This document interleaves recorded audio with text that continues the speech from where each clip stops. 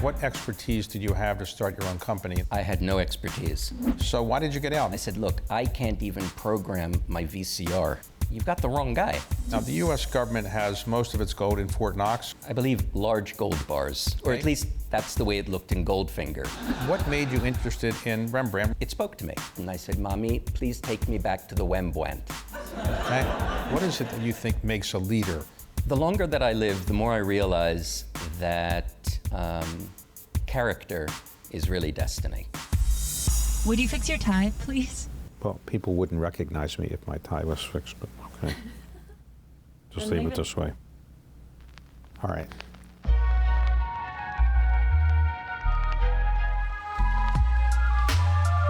I don't consider myself a journalist, and nobody else would consider myself a journalist.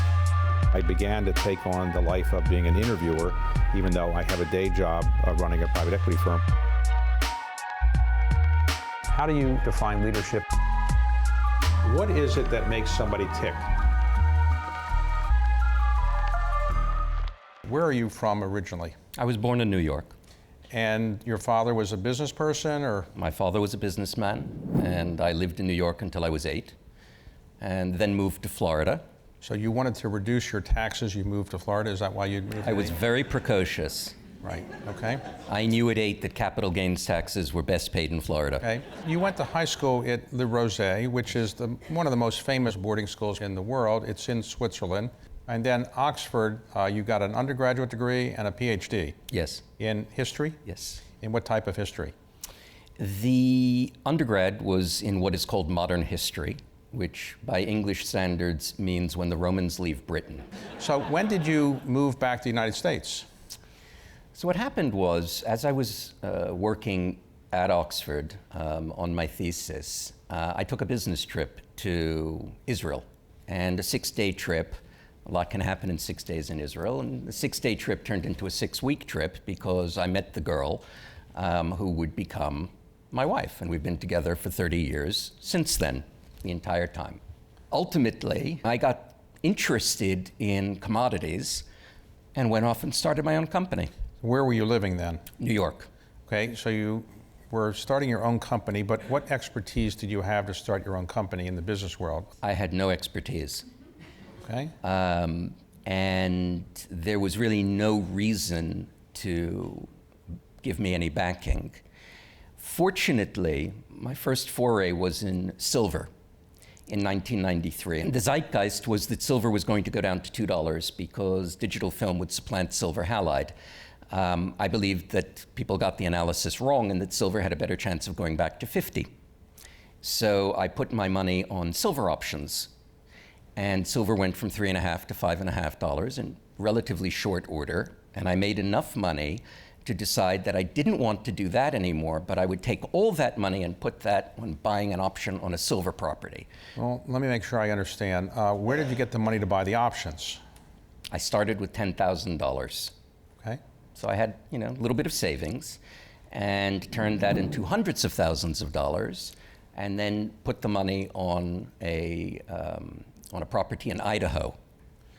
And I realized around that time that I really didn't have very much competition. And so I took whatever money I had and I went to Peru and Bolivia and Mexico, and I would put down options on these properties. After a certain period of time, I found that I had as interesting a portfolio of option properties as any existing silver company. And I knew that even though I wasn't ready for prime time, even though the story was a little bit flaky and delusional, a New York-based financial type with no background in engineering or geology, starting a mining company, I kept it low-key, but I was introduced to George Soros. And he and his brother Paul invested in me. And how old were you at this time? I was 32, 33. Okay, and you were married then? I was engaged. Engaged, and did your fiancée say, what do you do for a living? Oh, no. She was instrumental in the entire process. When I had the vision of buying silver mines, it was in the middle of the night, and she was at NYU. She'd left the Israeli Air Force and was studying at NYU. Apparently at 3 o'clock in the morning, I sat up in bed and said, please write this down so I don't forget it, buy silver mines. And so the next day, Daphne said to me, by the way, last night you told me to write down buy silver mines. So I'm reminding you, but I'm also going to add this, that is so sexy. And so I went into the silver business. Wow. So She has unerring insight. okay. So how did it work out? I found that it suited my aptitudes to take that money and buy assets and hold those assets. Having a historical bent allowed me to see the market through the prism of history. And so when you see these cycles and you understand human psychology and fear and greed, the history gives you a great perspective. And so if you own the assets and you don't go into debt, it really becomes a function of time before you become fashionable again. And we made a huge discovery in Bolivia, and that's where the fortune originated. Did you ever visit Bolivia? Many times, I loved it. So why did you get out? Usually people, when they make money in something, they say, you know, I'm smarter than everybody else. I'm going to stay in this and keep doing it. It's like going to Las Vegas and gambling. I retired from the silver company when it came time to build it. I said, look, I can't even program my VCR to build the biggest mine in the history of Bolivia. You've got the wrong guy. Let me go. And so they said I could. And so I went into platinum and got lucky and went into hydrocarbons in the early 2000s. And that's where we had our biggest score, actually, in East Texas. And what did you know about oil and gas? Nothing. Nothing. But that was already a very good pedigree in terms of what had happened previously. I felt that oil, which was in the high teens, and which again, the conventional wisdom was that oil was going to go back to a normative 12 to 15, maybe under 10 again. My view was that oil was going to go to 100. So I created a company called Leor, named after our 2 children, and we went prospecting in East Texas. And again, as in Bolivia, got really, really lucky with what we found. So oil and gas went up around that same time? Oil basically went from 18 to 100. 100 was my target. We hit that in 2007. And so we sold the energy company in November of 2007. So after you sold, did you say I should retire and not do anything else, or what did you decide to do next? I've been a failure at retirement. I wanted to retire at 40, and then I came up with the idea of the energy company. When we sold the energy company, I briefly thought of retiring, but oil was at 100, 120, and gold was at around 650. And I was a believer that we were going to have an economic crisis, which is why we sold in 2007 the platinum and the oil, because they were economically sensitive. And I wanted to go into an undervalued currency and felt that gold offered the best risk-reward proposition. So when you got into gold, it was roughly $600 plus or so an ounce. And today gold is trading at? Almost 1,300. Now the US government has most of its gold in Fort Knox, or all of it there? Most, I would say. And what form is it in? Is it in jewelry, or is it in little gold bars, or how does it sit there?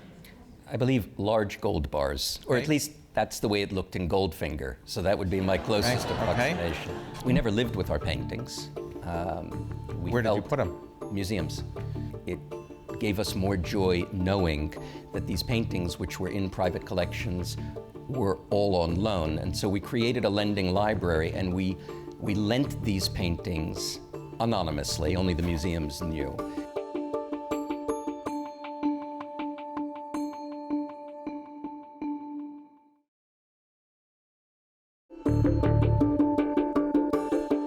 So let's talk about another part of your life, which is art. You are the owner of more Rembrandts than any other individual. We have 16 Rembrandts. 16 Rembrandts. And Rembrandt painted how many paintings? Approximately 350.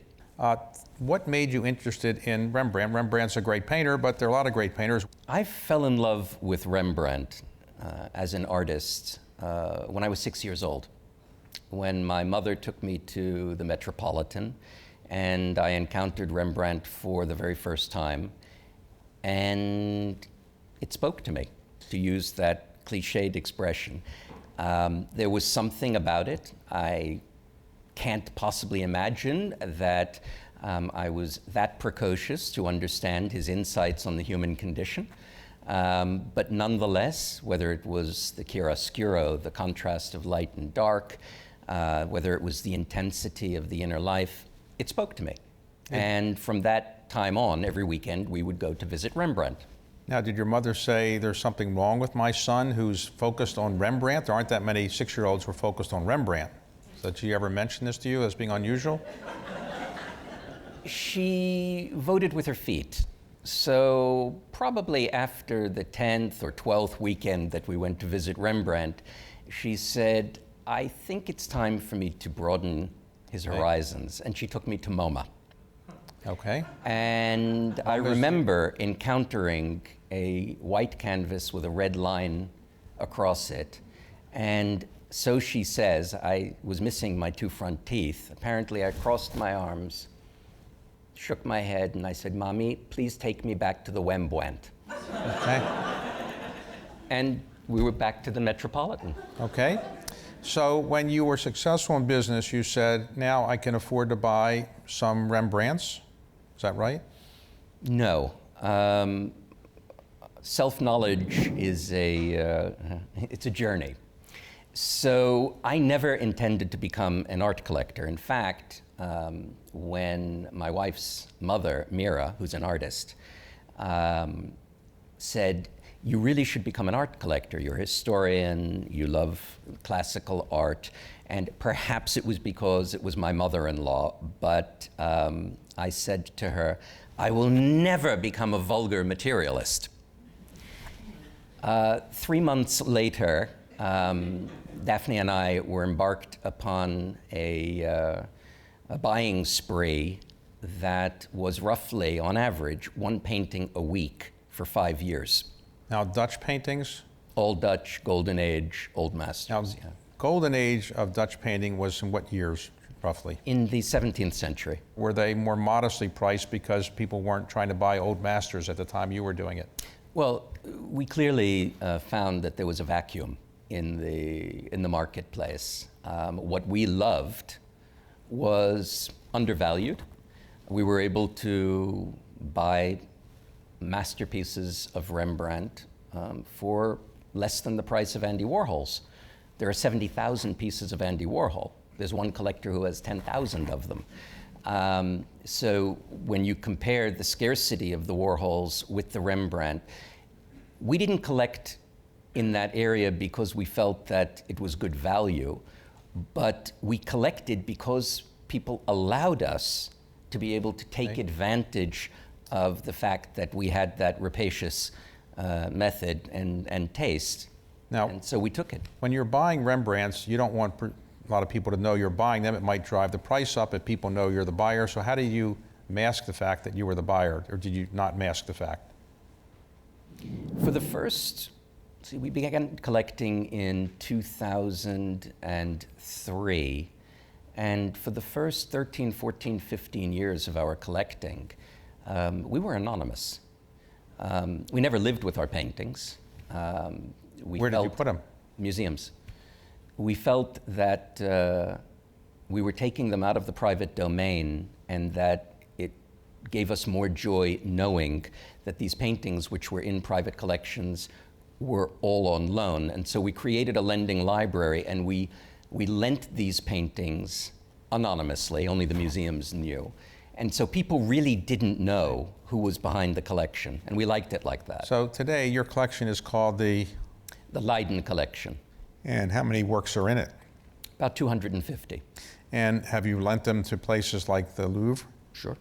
And does the Louvre take a lot of American artists or collectors' works? Is that very common? No. We had our, as it were, our coming out party at the Louvre in 2017. We were persuaded that we should put all of the scholarship online and make the academic and the scholarly attributes of the collection available to curators, students, historians, dealers, collectors. But we also knew that the trade-off was that we would lose the anonymity. So that was our Rubicon. Once we decided to do that, we decided, okay, let's also have an exhibition of some of the pieces from the collection. And we started with the Louvre with 30. The collection can't be replicated. Literally, the numbers, it cannot be done. I mean, the next largest collection of Rembrandt has 2 paintings in it. There are only 35 or so in private hands. And this is basically as large a collection as the largest national museums.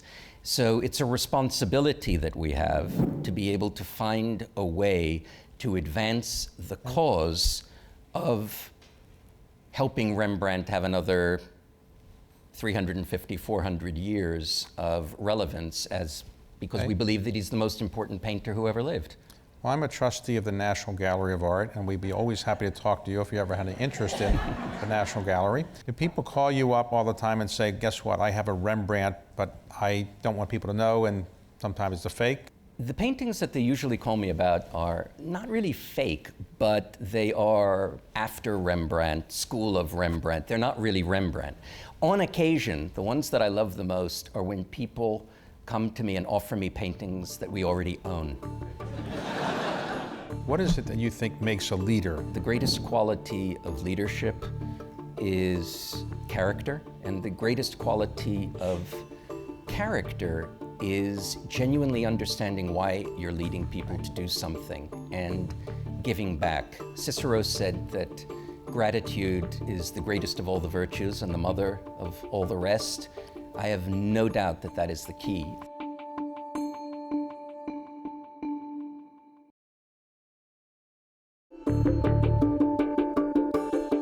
Let's talk about another subject that's passionate for you, and that is tigers and cats. If I have one passion, which is even greater than Rembrandt, it would be wildlife conservation. As a family, we have a very strong affinity for the belief that we have to give back to the environment. I mean, it's a fact that human beings as a species are effectively parasites on the planet Earth. Our great passion are the big cats. It's something that has fascinated me from the time that I fell in love with Rembrandt, from the time that I fell in love with history. Basically, all of my passions date back to between the ages of 6 and 12. I had a dream that if I was going to go into business, one day I would be able to pivot back to this first great love and to enable the great wildlife conservationists who did have those aptitudes so that they would be able to save the species that we love. And that is what led to the creation of Panthera, which is the only global organization solely dedicated to the conservation of big cats, their critical habitats, and working with the people who live with both of them. Big cats are lions. Lions, tigers, jaguars, snow leopards. Right. What is the basic problem that is likely to lead to their extinction? The real threat to the big cats is that cats need a wide range. They need lots of land, they need protein.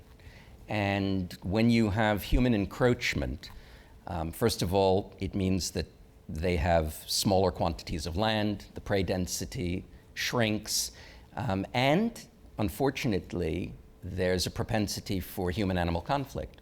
Lions can be very dangerous in close proximity to people. So you've seen the population of lions shrink by 90% over the last century. A lot of that follows the shrinkage of land in Africa, but it's the same with tigers. So you are obviously involved in many different things, and what is your greatest passion of all of the things we've discussed? The area which moves me the most is wildlife conservation. Environmental philanthropy maybe makes up 2%, 3% tops of global philanthropy, and most of that is dealing with global warming. Very few people actually give to the conservation of species, and I genuinely believe that the greatest psychic gratification that I've had is knowing that there are certain species that will not blink out, at least in my lifetime, because of the efforts that my wife Daphne and I have made in this area. So what would you like your legacy to be? When people describe me, either behind my back or to my face, the word which is most often used is passionate. And until relatively recently, I never thought very much about that word. I assumed everyone was passionate about something. And I've come to realize that most people are fortunate if they're even passionate about their children. To the extent that I am passionate about being able to use art as a way to build bridges, to save endangered species, to try to give back to the study of history, I think I'm very blessed. I won't be able to shape my legacy. The only way in which I deserve to have a legacy is if I manage to move the needle in any of those areas where I've been able to bring my passion to bear. So you've been a leader in many different areas we discussed. What is it that you think makes a leader? What are the skill sets? The longer that I live, the more I realize that character is really destiny. And the more that I've experienced human interaction, the more I've come to believe that the greatest quality of leadership is character, and the greatest quality of character is genuinely understanding why you're leading people to do something and giving back. Cicero said that gratitude is the greatest of all the virtues and the mother of all the rest. I have no doubt that that is the key. That is the beginning of happiness, to embrace that concept. So let's conclude with two final passions you have. One is three-piece suits. Where did that passion come from? About a year before my bar mitzvah, I had my first three-piece suit. And being someone with an affinity for a relatively conservative outlook, not conservative necessarily in the sense of what we call social or political, but I prefer present happiness to future utopia. And I haven't changed. And the beautiful part about it is about every 3, 4, 5 years, I become fashionable. Okay. And the second and last passion we'll talk about is the 92nd Street Y. So the 92nd Street Y has always been a home to every race, creed, belief, as an area where we have elevated discourse, where we are open to the arts, and where we provide a venue where people can come and engage in that greatest aspect of our democracy, which is genuine conversation held in an elevated and tolerant spirit. I view philanthropy as being certain concentric circles in New York. The 92nd Street Y is my home. I love it. I'm always deepening that relationship, and it goes out from there. Tom, I want to thank you for a very interesting conversation and impressive life, impressive contributions to humanity. Thank you very much. Thank you, David.